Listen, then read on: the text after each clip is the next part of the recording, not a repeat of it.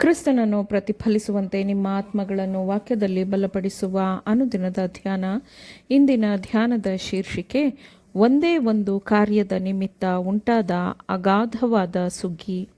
ಈ ದಿನದ ದೇವರ ವಾಕ್ಯ, ಅನೇಕ ಮಂದಿ ಐಶ್ವರ್ಯವಂತರು ಬಹಳ ಹಾಕುತ್ತಿರಲು ಒಬ್ಬ ಬಡ ವಿಧವೆಯು ಬಂದು 2 ಕಾಸು, ಅಂದರೆ ಒಂದು ದುಗ್ಗಾಣಿ ಹಾಕಿದಳು. ಆಗ ಆತನು ತನ್ನ ಶಿಷ್ಯರನ್ನು ಹತ್ತಿರಕ್ಕೆ ಕರೆದು, ನಿಮಗೆ ನಿಜವಾಗಿ ಹೇಳುತ್ತೇನೆ, ಬೊಕ್ಕಸದಲ್ಲಿ ಹಾಕಿದವರೆಲ್ಲರಲ್ಲಿ ಈ ಬಡ ವಿಧವೆ ಹೆಚ್ಚು ಹಾಕಿದ್ದಾಳೆ. ಹೇಗೆಂದರೆ ಎಲ್ಲರೂ ತಮಗೆ ಸಾಕಾಗಿ ಮಿಕ್ಕದ್ದರಲ್ಲಿ ಹಾಕಿದರು, ಈಕೆಯೋ ತನ್ನ ಬಡತನದಲ್ಲಿಯೂ ತನಗಿದ್ದದ್ದನ್ನೆಲ್ಲ ಹಾಕಿದಳು, ತನ್ನ ಜೀವನವನ್ನೇ ಕೊಟ್ಟುಬಿಟ್ಟಳು ಅಂದನು. ಮಾರ್ಕ 12ನೇ ಅಧ್ಯಾಯ 42ನೇ ವಚನದಿಂದ 44ನೇ ವಚನದವರೆಗೆ. ಪ್ರಕೃತಿಯಲ್ಲಿನ ದೇವರ ನಿಯಮಗಳ ಪ್ರಕಾರ ಬದಲಾಗದ ಖಚಿತತೆಯೊಂದಿಗೆ ಕಾರ್ಯವು ಮೂಲ ಕಾರಣವನ್ನು ಅನುಸರಿಸುತ್ತದೆ. ಕೊಯ್ಲು ಬಿತ್ತನೆಗೆ ಸಾಕ್ಷಿಯಾಗಿರುತ್ತದೆ. ಇಲ್ಲಿ ಯಾವುದೇ ತೋರಿಕೆಯನ್ನು ಅಥವಾ ನೆಪವನ್ನು ಸಹಿಸಲಾಗುವುದಿಲ್ಲ. ಮನುಷ್ಯರು ತಮ್ಮ ಜೊತೆ ಮನುಷ್ಯರನ್ನು ಮೋಸಗೊಳಿಸಬಹುದು ಮತ್ತು ಅವರು ಮಾಡದ ಸೇವೆಗೆ ಪ್ರಶಂಸೆ ಮತ್ತು ಪರಿಹಾರವನ್ನು ಪಡೆದುಕೊಳ್ಳಬಹುದು. ಆದರೆ ಪ್ರಕೃತಿಯಲ್ಲಿ ಯಾವುದೇ ವಂಚನೆ ಇರಲು ಸಾಧ್ಯವಿಲ್ಲ. ವಿಶ್ವಾಸದ್ರೋಹಿ ಒಕ್ಕಲಿಗನ ಮೇಲೆ ಸುಗ್ಗಿಯು ಖಂಡನೀಯ ಶಿಕ್ಷೆಯನ್ನು ತೋರಿಸುವುದಿಲ್ಲ. ಮತ್ತು ಉನ್ನತವಾಗಿ ಅರ್ಥೈಸುವುದಾದರೆ ಇದು ಆತ್ಮೀಕ ವಿಷಯದಲ್ಲೂ ಸತ್ಯವೇ ಆಗಿದೆ. ದುಷ್ಟತನವು ಯಶಸ್ವಿಯಾಗುವುದು ನೋಟದಲ್ಲಿಯೇ ಹೊರತು ವಾಸ್ತವದಲ್ಲಿ ಅಲ್ಲ.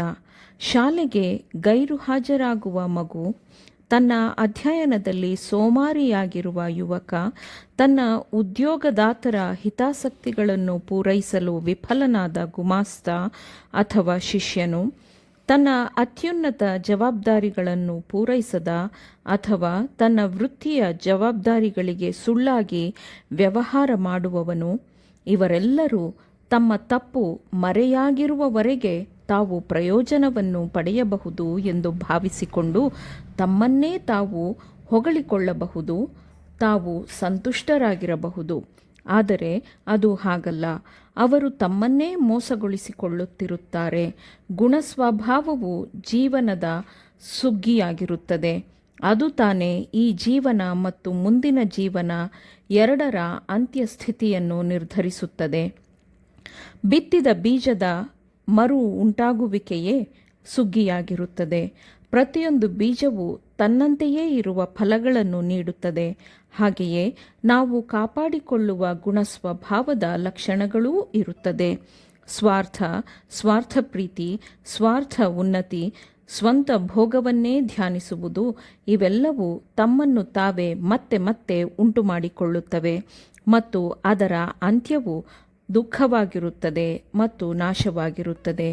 ಪ್ರೀತಿ, ಸಹಾನುಭೂತಿ ಮತ್ತು ದಯೆಯು ಆಶೀರ್ವಾದದ ಫಲವನ್ನು ನೀಡುತ್ತದೆ. ಅದು ನಾಶವಾಗದ ಸುಗ್ಗಿಯಾಗಿರುತ್ತದೆ. ಸುಗ್ಗಿಯಲ್ಲಿ ಬೀಜವು ಅಧಿಕ ಬೀಜಗಳಾಗಿರುತ್ತದೆ, ವೃದ್ಧಿಸಿರುತ್ತವೆ. ಒಂದೇ ಒಂದು ಗೋಧಿಯ ಧಾನ್ಯವನ್ನು ಬಿತ್ತಿ ಅದರಿಂದ ಬರುವ ಸುಗ್ಗಿಯಲ್ಲಿ ಮತ್ತೆ ಬಿತ್ತುವುದರಿಂದ ಇಡೀ ಭೂಮಿಯು ಚಿನ್ನದಂತಹ ತೆನೆಗಳಿಂದ ತುಂಬಿ ಹೋಗುತ್ತದೆ.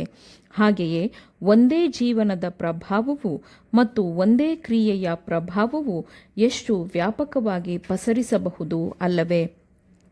ಕ್ರಿಸ್ತನಿಗೆ ಎಣ್ಣೆಯ ಅಭಿಷೇಕ ಮಾಡಲು ಒಬ್ಬ ಸ್ತ್ರೀಯು ತನ್ನ ಜಟಮಾಂಸಿ ತೈಲದ ಭರಣಿಯನ್ನು ತಂದಳು.